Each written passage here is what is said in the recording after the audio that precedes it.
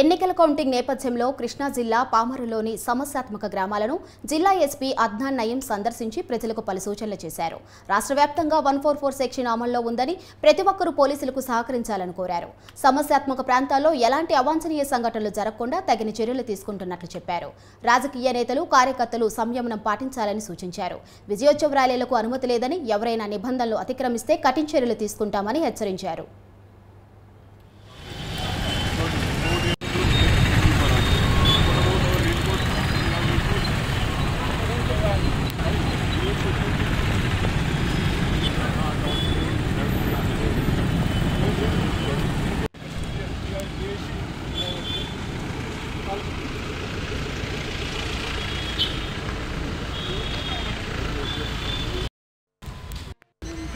But not have to achieve this Malvaram airport this man also.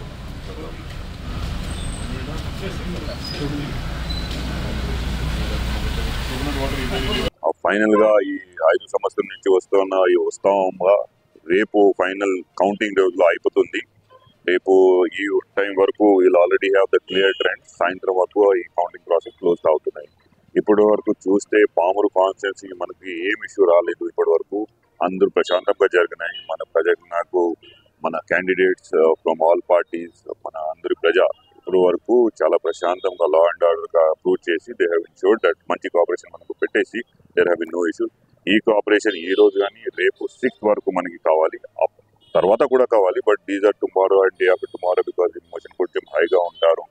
ఎవరు గెలుస్తున్నారు, ఎవరు పోతున్నారు, రేపు చాలా ఆలోచనలు జరుగుతున్నాయి.